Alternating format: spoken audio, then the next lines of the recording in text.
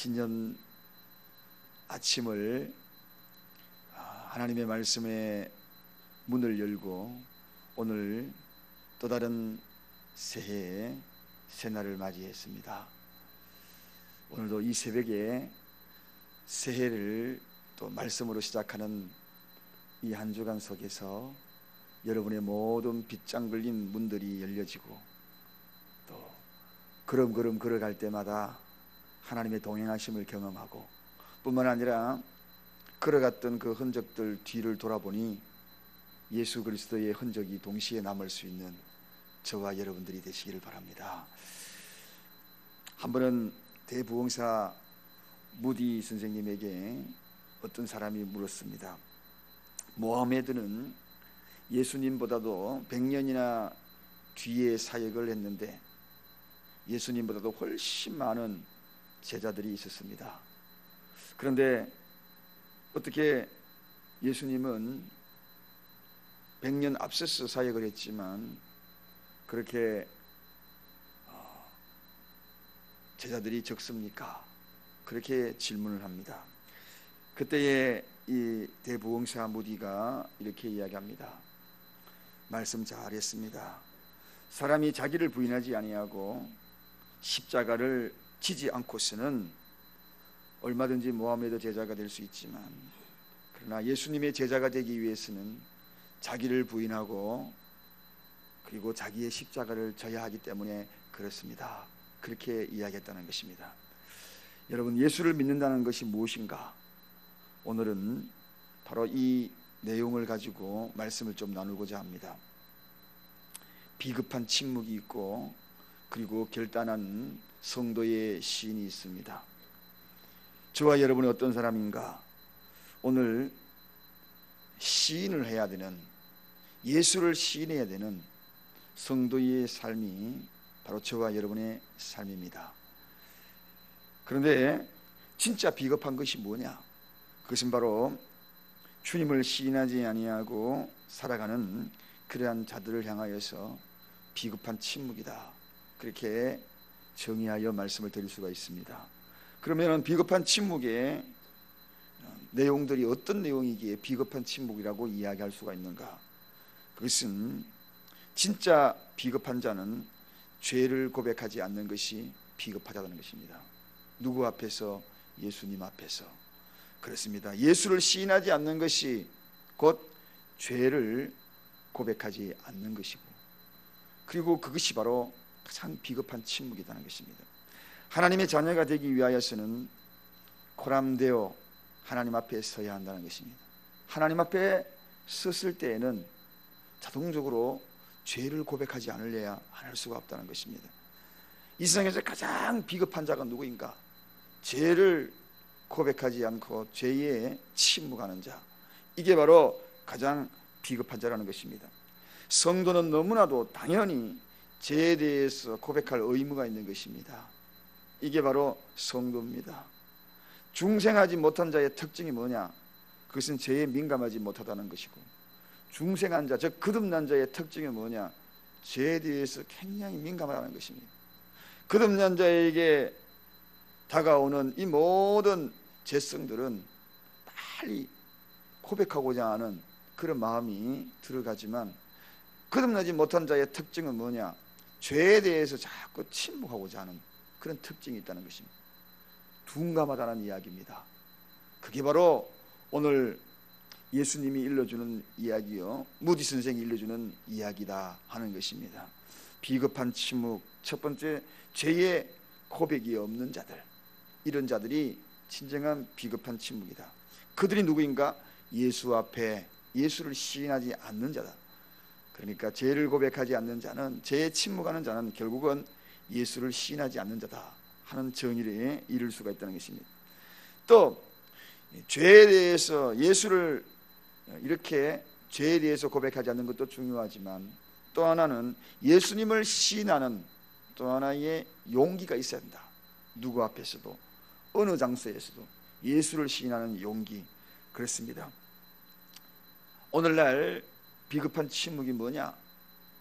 그것은 다른 것이 아니라 예수님을 시인하지 못하는 그러한 자들을 비겁한 침묵자다, 그렇게 이야기할 수 있다는 것입니다. 우리는 어느 장소 어느 곳에 있다 할지라도 예수를 시인할 수 있어야 한다. 누가 여러분에게 예수님에 대해서 묻는다면 나는 분명한 예수 그리스도, 그분을 구주로 영접한 하나님의 백성이다 라고 당연히 이야기할 수 있어요. 모든 사람들, 어떤 환경, 그런 상황을 만난다 할지라도 성도는 성도임을 시인할 수 있어야 하는 것은, 그것은 다른 것이 아니라 예수를 시인하는 것이다. 예수를 시인하는 것은 거기에서 멈추는 것이 아니라 그 누구에게도 예수를 전하는 것도, 이것 또한 예수를 시인하는 것입니다. 사랑하는 여러분, 비겁한 침묵자가 누구인가? 우리는 어느 장소에서도 예수를 시인할 수 있어야 비겁한 침묵자가 되지 아니하는 것입니다. 그분이 바로 우리의 구세주이기 때문에 그렇습니다. 그분이 바로 우리의 메시아이기 때문에 그렇습니다. 예수님을 따라다녔던 베드로, 3년 동안 예수님을 따라다녔습니다. 그러나 그는 위기 가운데에 예수님이 재판받는, 신문받는 그 자리에 예수를 부인하고 맙니다. 도망자가 되어버리고 맙니다. 비겁한 침묵자가 되어버리고 맙니다. 그러나 저와 여러분은 이후에 베드로의 모습을 통하여서 다시 우리가 각인해야 될 그 의미는 무엇인가? 그것으로 인하여 베드로의 그 고통스러운 시간들을 우리는 기억을 합니다. 그래서 베드로는 뛰어나가서 통곡의 벽을 붙들고 통곡했다. 지금도 통곡의 벽이 거기에 있고 베드로의 흔적이 거기에 있다는 것 아니겠습니까? 그러므로 우리는 예수를 어느 장소 어느 곳에 있다 할지라도 비겁한 침묵을 일삼지 말고 예수를 증거하는, 복음을 전하는 저와 여러분의 예시를 간절히 축원드립니다. 이게 바로 거듭난 자의 특징이라는 것입니다. 거듭난 자의 특징은 바로 이러한 모습이 있다. 그 다음에 우리는 무엇을 해야 되는가? 이제 결단하는 시인이 필요합니다. 그렇습니다. 신실한 성도가 되고자 하는 자들은 분명한 결단이 필요합니다. 결단. 오늘 이 시대에 많은 사람들이 신앙의 결단이 무너지기 때문에 끊임없이 신앙을 방황하는 것입니다.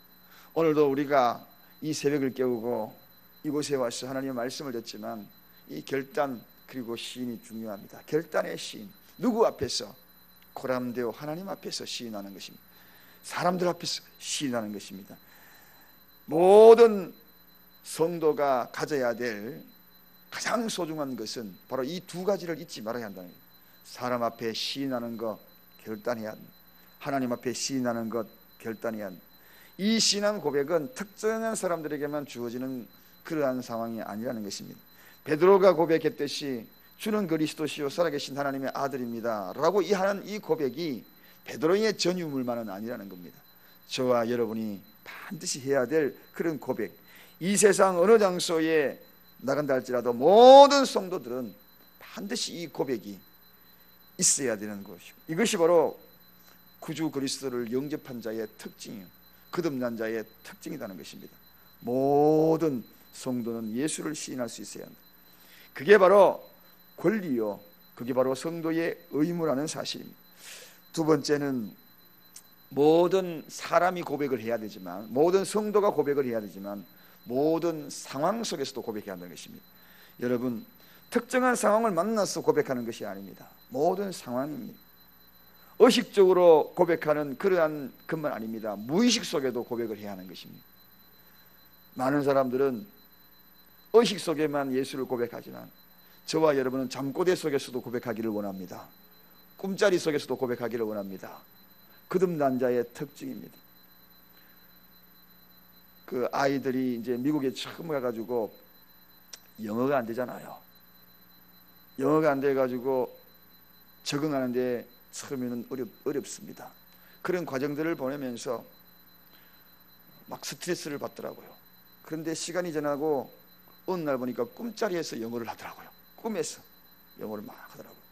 그런 모습을 보면서 이제 완전히 말로 평상시에도 영어를 하고 꿈에서도 영어를 하는 거 보니까 영어가 됐구나. 그런 모습을 딱 보니까 어느 날 걔들 영어가 입이 탁 트이더라고요. 사랑하는 여러분, 저희 아버님이 잠자리에서 저는 꿈을 꾸면서 노래하는 모습을 봤고 찬송하는 모습을 봤고, 그리고 꿈에서도 하나님을 찬양하는 그 모습, 기도하는 모습을 본 적이 있습니다.